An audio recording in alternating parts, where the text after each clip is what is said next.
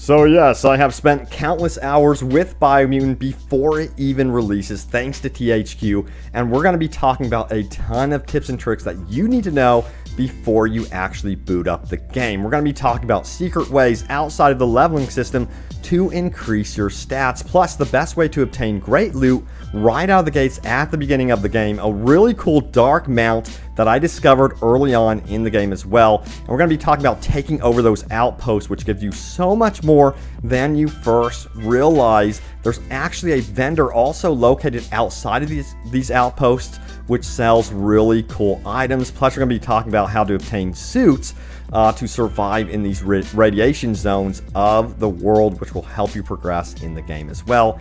And also a really nifty trick as to why it is really important to save your game in this certain specific way so you can save a lot of time and pain and suffering. Trust me, you're going to want to know this, but let's do this. Hey everyone, what's happening? Open World Games here, hope you're doing good. And yes, we are taking a look at Biomutant. I am really enjoying this game, but also there's a video guide in the description below. If you want to skip ahead to the tip that you are seeking, you can go ahead and do that. But let's begin, shall we? So yes, I was exploring the open world and I found this dilapidated looking home right here. There was a secret hidden within inside.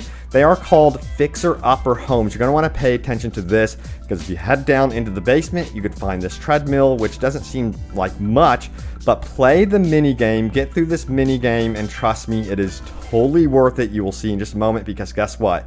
You get free agility points outside of the actual leveling system itself, which is absolutely huge. This one is located right here, but it seems like there are several of them throughout the world. You're going to want to actually find them for sure, because it's going to help, you know, with your agility and other stats as well. Now, initially in the game, you're going to be traversing the open world, of course, and you're going to end up in Bricktown. This is going to be pretty much, I think, probably 45 minutes, an hour into the game. Trust me, you're going to want to go off the beaten path and explore all of Bricktown. There are so many good loot pieces in here at the beginning of the game, including these really cool puzzles. You're going to want to look at the, of course, toilet puzzle here, and they're pretty self-explanatory as well, but some of these puzzles have really unique pieces in them. But however, some of them are, some of these loot pieces are actually a higher level than your current level. Don't panic. You can either keep these loot pieces that you actually discover, or you could sell them out of the gates and get a lot of money for sure for those loot items. There's also the microwave, which you can find as well. I'll show you guys how to solve this puzzle really quick. It's pretty easy, but honestly, the controls are kind of clunky with these puzzles, which is a shame. I wish they would fine-tune this a little bit with the game, but yeah, there are some really cool rewards here. We're going to solve this puzzle right here, and yes, we are going to be obtaining some really cool loot. Now, if you do actually miss out on solving the puzzle out of the gates and you actually fail the puzzle at first, it seems like to me the loot becomes worse the second go around. At least that's the warning from the narrator I have found. So just be warned, make sure you solve the puzzle correctly for the first time you actually do it. And what will really help you solve these puzzles is, of course, pouring more points into intellect, which will up your chances for having mistakes. So that's really noteworthy. Now also, what about the cool mounts? Let's take a look at this really cool mount right here. I found this really quickly in the game, and you can too. I'll show you the location as to where you can discover this. All you have to have is the pip. You're pretty much guided on how to actually obtain this mount. As you can see, it's by this radiation area right here. If we zoom in with the map, you can see it's above this outpost and to the left of this like nuclear type facility or power plant, if you would. And you will discover the mount pretty much immediately, and it's a lot faster than the standard mount that you actually get at the very beginning of the game. And let me just say, he's really freaking cool looking, isn't he? I mean, man, you definitely want to find this mount, especially if you are taking the dark path, believe you me. Now, we got to talk about the pips.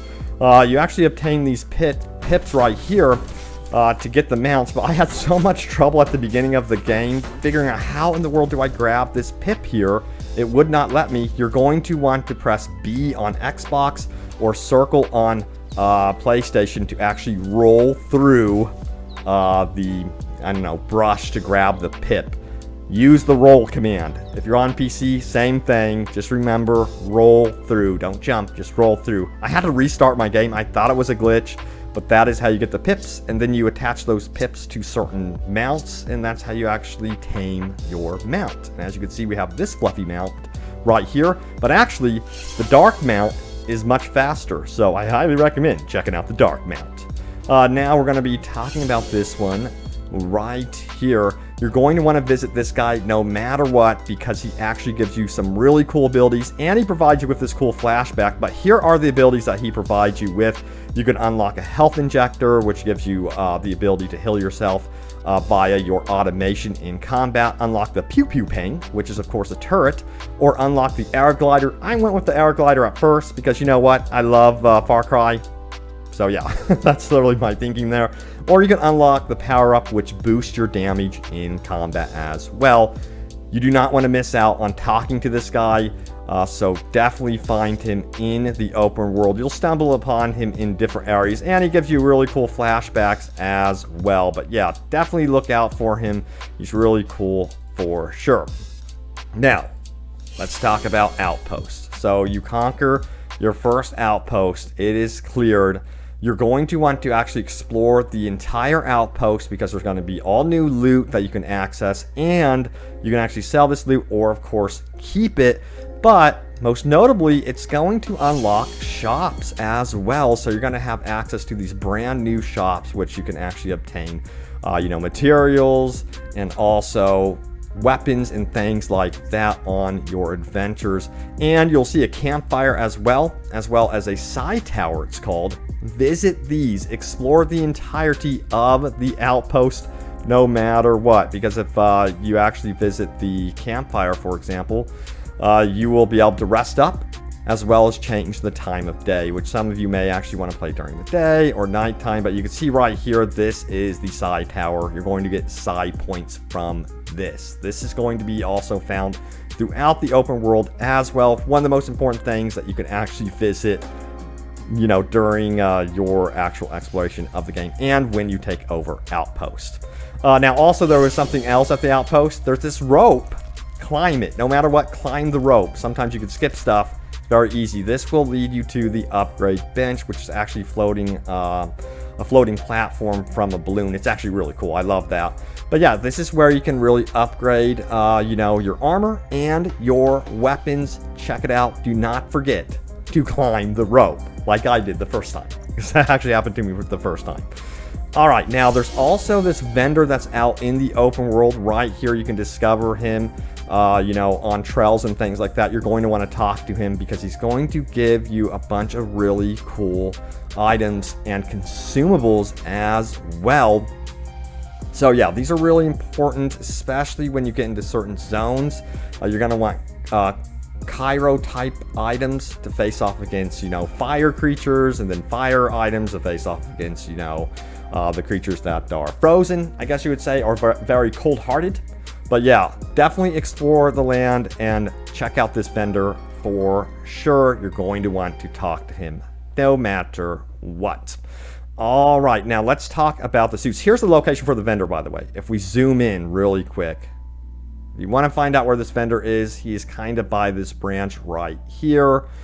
So there's that location. You can pause the video if you really want to dig into that one right there. But yeah, let's talk about these suits, which will allow you to survive, radiation. You're going to want to find these suits. So what happens during your journey is you will be, of course, exploring the world, and you'll run into these zones that are either too hot for you, too cold, and then you'll get like a quest that pops up related to it. Sometimes it's not obvious that this quest has popped up.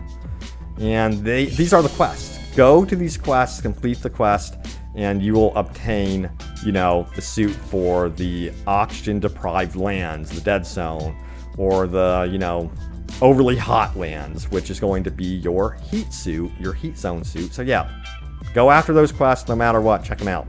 Now let's talk about the sundials, shall we? These are really, really cool, and they lead you to some really cool battles first and foremost, which I love the battles. They're like these miniature boss battles, but also really cool loot. So you got to turn the sundial to match the shadow. You can see the shadow on the ground. Boom. Now, what's going to be activated is like a beam of light, and you'll be pointed towards that with a waypoint. Go to the waypoint, and you will find a cave. Open up the cave door, and guess what is hidden within? Tons of creatures that you have to face off against. Bosses, sub-bosses, I guess you would say, and then some really cool, superb loot, which you can either save for later, you can wear, or you can sell at vendors, so that's really, really cool. Now, I really wanted to mention something to you all before you get busy upgrading your character and making really important choices right here. So, I recommend saving the game. If you have, like, for example, right here, I have 4 bio points. I'm deciding whether or not I want this fungi or fungi stuff right here, which is the mushroom that you can bounce off of. I'm going to save my game before committing the points, because if I don't like what I get, I could just revert back, load backwards, and have those 4 points back and decide to keep them and go, for something else on my upgrade tree. That's what I actually did. I didn't care for the mushroom thing as much as I thought I would, so I'm just going to hold off on it and spend my points elsewhere and just hold on to my points. That is a great option to have in this game for sure, at least in my opinion. So yeah, that does it for pretty much all the tips. I just have to say, have fun with this game. If I can finalize my tips here with combat, I would say make sure you're using all of your combos and you're really focusing on those combos to build up your Wung Fu bar and your Wung Fu abilities. If you're not activating your Super Wung Fu, you're not doing combat properly, in my opinion. So whatever you do, don't just button mash. You have to take advantage of the appropriate combinations that the game is telling you about, specifically to build up your Super Wung Fu bar. If you're not, that's going to be a big mistake. You're doing combat wrong. That's just my opinion. Plus, these combos at the tail end of the combo, pay attention. The damage is, very, very high at the tail end of these combos. So be sure to focus on those combos for sure. All right, that does it. Thank you all so much for watching. Stay tuned for more Biomutant videos, news, updates. We'll see if there's any more updates to the game. There might be more patches. Who knows? There should be a day 1 patch out for this one as well. But again, special thank you to THQ for the early code. Really appreciate it. But look out for more Biomutant videos and, of course, more open world gaming goodness. And I will see you all next time. Take care.